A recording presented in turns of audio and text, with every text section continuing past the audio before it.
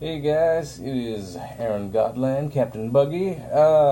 I'm here to bring you today a review of Batman issue 21, Zero Year.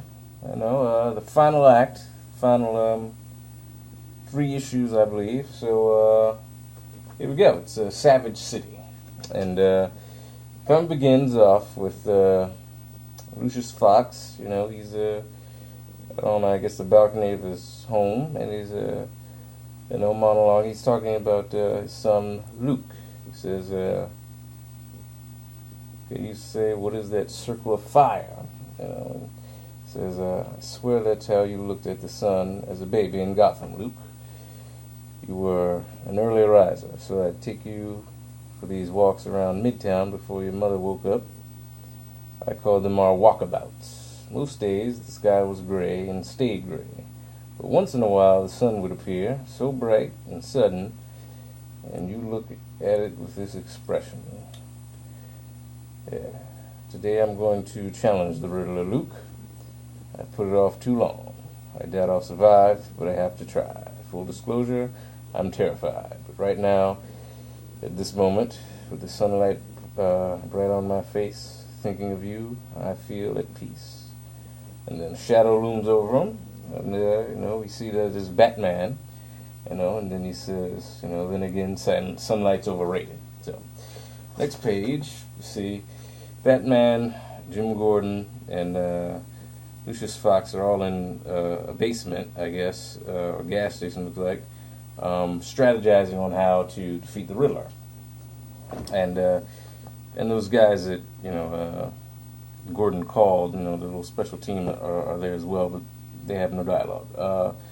They're saying, the Riddler's using a siphon to control the grid. It's not designed for an infiltration grab, and they want to track him down. So they're saying it won't be easy. Using the device unconventionally, only long enough to send a single bouncing through the grid, turning them something on then off.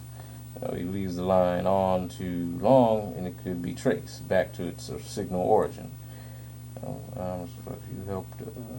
Okay, so Batman says, Mr. Fox, you helped develop the siphon he's using to control the grid. Can you create a device to trace the signal he's using? I have something I could modify here, a pin, but it's hardly any use, Batman. It would need to be hooked up to the line he was using directly, plugged in.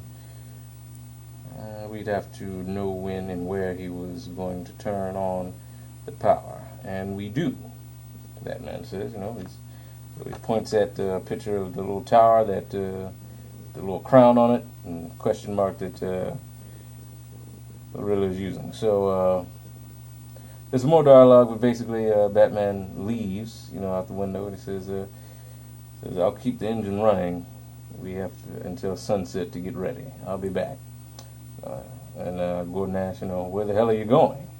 He says, "Shopping." So next page we go back to Bruce in school. He's in class, and he just keep telling himself, "You're normal, you're normal, you're normal." He's got little hoodie on, and his teacher is saying, Bruce Wayne, you've said nothing in days. Consider this your problem, yours and yours alone. It's a little, I guess, math test or something, saying only you can solve it, no one else. And there's a little question mark that's been drawn on the chalkboard, and then it switches, in that classic way, Savage City, the opening and all that. So I really like this because at some point you don't know whether it's the Riddler or the teacher talking, which is cool. Then we see the Riddler, and he's greeting everyone for the evening. He's saying, "Greetings, Gothamites. It's officially day 27 of Zero Year. We've traveled nearly 648,000 kilometers. Together, spinning and spinning. You and I hurling forward through this era. Nearly our first calendar month is over. Heck, I'd say it's time for us to make a Time for us to make a calendar. Something new, non-arithmetical, incomplete. Something of our very own. What do you say? And everybody looks sad. They're not, responding to them. They look like freaking cavemen. And then Riddler replies, oh, come on now. It'll be fun. You can even name your months after your very own heroes. Bob Vimber, Susan Annuary, anyone brave enough to help save this place from its own encroaching entropic end. So, who would it be? Anyone? Okay. And, Riddler continues to speak as we see shots of Batman in, I guess, a hardware store or somewhere. He's spraying, a new bat suit and picking gloves up, as the Riddler says, and here he thought this was the City of Knights. For shame. Isn't that what you're sporting, team? The Knights? Come now, Sir Gotham. Whoever you are, choose your colors. Fly your colors high. Mount your steed. And charge. You see that there's a vroom sound going on that the Riddler overhears. Batman's motorcycle. And he says, "What is that awful noise, people?" So, see Batman, shooting off above everyone in the little steeples there, or the bleachers. It's a nice splash. Pretty cool. So Batman, shoots in. He says, "I'll challenge you, Edward." Everybody gasps and looks. He says, "Well, oh my, Batman! I can't tell you how pleased I am you're still alive." And then we see Lucius Fox. He's on the computer and his little equipment and everything. Says this line should be armed and armored. Keep Enigma talking, Batman, but remember, if it feels like he's going to drop you, move and move fast. And he talks to Jim. They've all got intercoms and everything in their ears. So he's saying, talking to Jim, he's saying, "Are you there?" He says he's almost there. Jim replies, as he's actually climbing up a ladder up, right next to the screen where Riddler is talking. And, it's a nice back and forth Batman and Riddler have. He says, "I must say, Batman, I'm positively giddy right now. After all, my sense of you is that you're a bookish man beneath that coat of muscle, a worldly thinking man. So I genuinely can't wait to see what riddle you'll riddle me tonight. Maybe a bat riddle from antiquity, perhaps from ancient Greece, the land of Aesop's fables and the trickster bat, or maybe a riddle from the ancient Mayans who worshipped Camazotz, the noggin-munching bat god, or possibly one from the monstrous bat-obsessed region of Carpathians, of the Carpathian Mountains."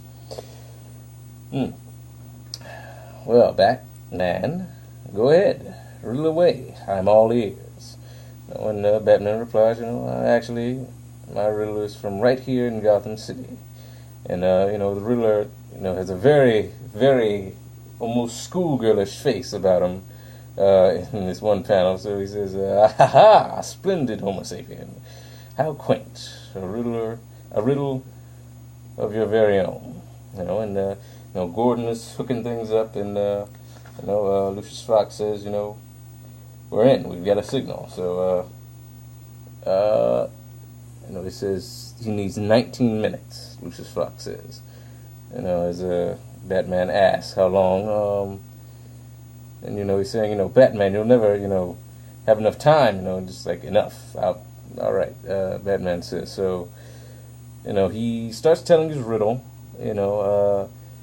Jim Gordon is trying to get down from the ladder, but there's a drone, so can't get down. It's a big, long riddle.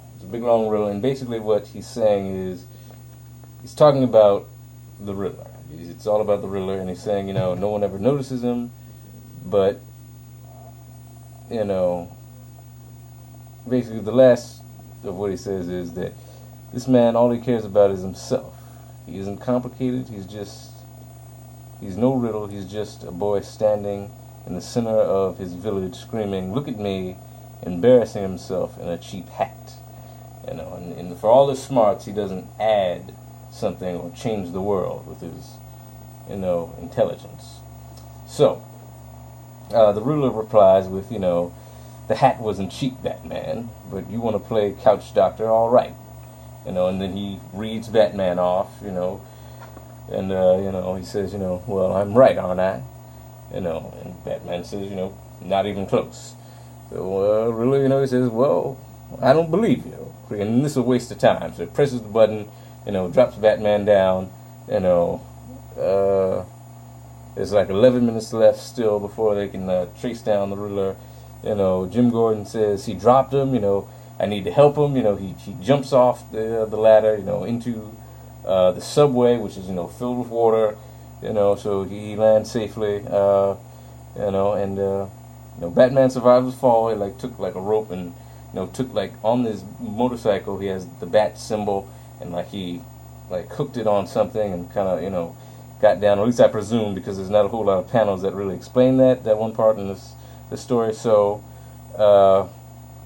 Riddler says, "All right, you want me to watch? I'll watch, but I have to warn you, Batman. I've upgraded from jackals, and there's blood, splattered around. It's like a car garage. It's a car garage that he's dropped into, and there's blood splattered everywhere. A couple of bones and skulls and hair and on skulls, but and there's lions. There's lions down there, climbing out. They look mean." And Riddler adds this little tidbit, as Scott Snyder always does, a little trivial information, which I appreciate, as well as mythological and whatnot, like in the previous panel. It's a little known fact that a lion's roar can be heard for nearly 5 miles. The human scream more like 2. Deep breaths, Batman, deep breaths. And at the bottom of the panel, you see Batman's being attacked. The lion's going like that. It says there's no escaping from this, Mr. Wayne. We're back, in class here. And the question that the teacher is posing for Bruce in the class is, if a projectile is fired at said speed and hits at said time, what resistance does it encounter?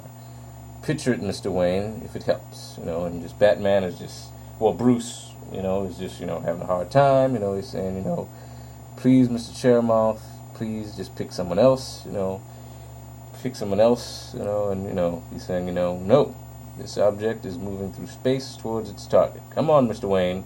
No one is leaving until you answer the question. Your classmates are waiting on you.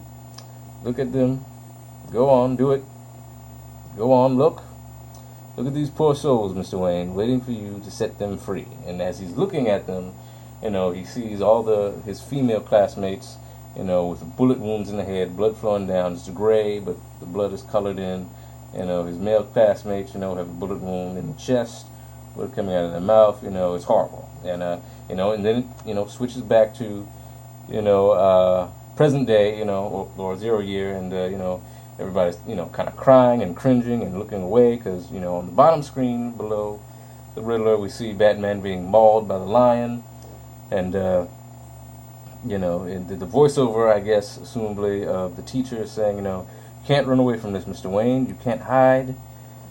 And such so-and-so, Batman, is, ducking underneath the cars.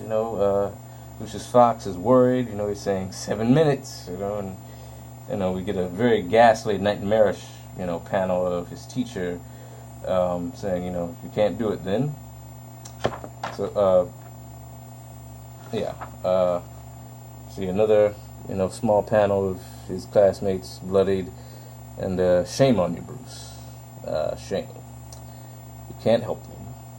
So to his classmates, and Batman cuts the gas line in the car that he's just above. Puts it in his mouth. Lights a match, and kind of breathes fire at one of the lions. And he Dukes of Hazzard styles one of the cars, and the other lion jumps in. He ties him up, he gets out, and people are worried, saying, oh no, he's dead, blah blah blah, and he pulls he takes the bat symbol off of his motorcycle again, stabs into the leg of the cat that was half face burnt. And he says, "Stay good, kitty," stay good, kitty, and kind of whacks him on the head and does like a very acrobatic move as he gets the lion unconscious, as he also says, I've got one last question for you, Edward, and at all this time, Lucius was saying, 1 minute, 2 minutes, 3, and he's at 1 minute, he's like this, relaxing. He knows Batman's got this, and he's Batman's saying, I want you to answer. Yeah, I've got one question I want you to answer. What I really want to know is that all you've got? And he's got kind of like got one of the lions, in a submission move, he knocks him out unconscious, and he says, is that all you've got? Is it? What do you mean? So Lucius, he's happy, we've got a signal, he says, he did it. That crazy, we got the pattern. That crazy son of a gun did it, And then Riddler replies with, luckily, no, Batman. It's not all I've got. I've got riddles. Lots. Here's one. Everyone's attracted to me. Everyone falls for me.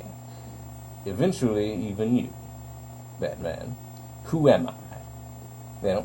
And he says, and Batman says, well, no, he says gravity. And, I guess he activates something that, since he is in a car garage and they're all stacked up on top of each other, concrete, he makes all of them fall down in this little area, and, presumably killing the cat that was knocked unconscious. I hope not, So, that does pose the question, you think Scott Snyder hates horses, does he hate lions as well?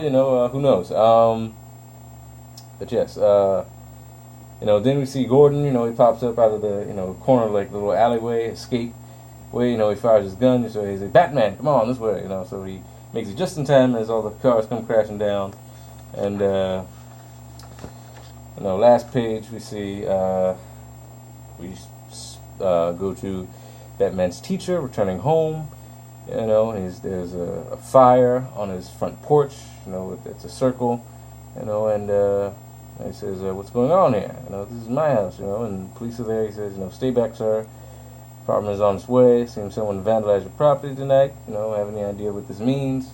And he says, yes, it means something to you. It refers to a question I asked, it's the answer to the question, the answer is 0. So, to the question posed in the classroom, the resistance is 0 to the projectile moving at this set speed, whatever. It's a trick question. So, next chapter, the penultimate chapter of Zero Year, and yeah, that's the end of it. That's the short issue, but still very good. Yeah. So, yep, that's it. Thanks, you guys, for watching. I love you. Follow me on Tumblr, Twitter, and Instagram. And I'll see y'all next time. Peace.